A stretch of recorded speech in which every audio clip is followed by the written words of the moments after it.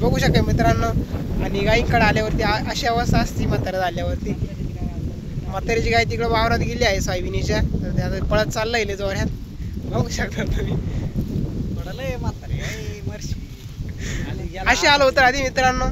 गाई जर तुम्ही चारायला जात असाल तर थोडं झूम करून दाखवतो. बघू शकता म्हातारीची अवस्था तुम्ही बघू शकता. गाळा गोळ्याचे खूप वैताग आहे. बघा शेत मित्रांनो, परत एकदा दुसरा पंप भरलेला आहे. म्हाताऱ्याची फोनची कोणतरी जाऊ करून ठेवली होती. नेव्हिगेशन बार होती रेस लावून दिली त्याला उमजाना. मग तो आला, मग ते आमच्याकडे आला तर तो बाबा. तर आता आम्ही नेव्हिगेशन की ऑन केलेलं आहे त्याची. आता त्याची मराठी भाषा डबल करून देतो आहे. नाही तर इंग्लिश त्याला समजणार नाही. त्याच्या आयटमचा फोन आलेला होता त्याला. आयटम संग बोलता बोलता त्या कोणतरी त्याची ती सेटिंग वेगळी करून दिली ती. बघा आता. आणि औषधाचं बघू शकता. आता एक पंप झालाय आणि दुसरा पंप मारत आहो. आणि त्याच्यात बी त्याची थोडीशी जवजवज आहे. ते रवरव तुटून जातं. औषध मारायचं जे हातात धरायचं आहे ते.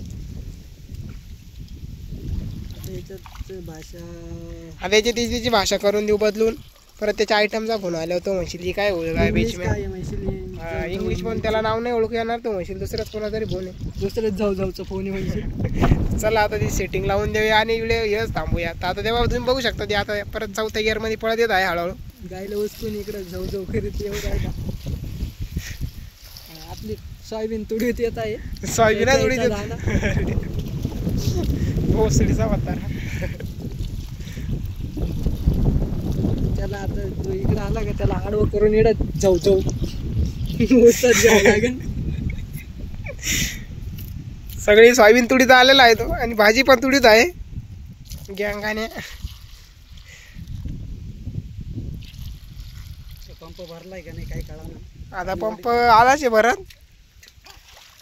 तरी अजून त्याचा आवाज निघतच आहे. हो काही त्याचं ऐकत नाही. एखाद्या दिवशी ना गाईने त्याला शिंगाव घ्यावा बसून डायरेक्ट.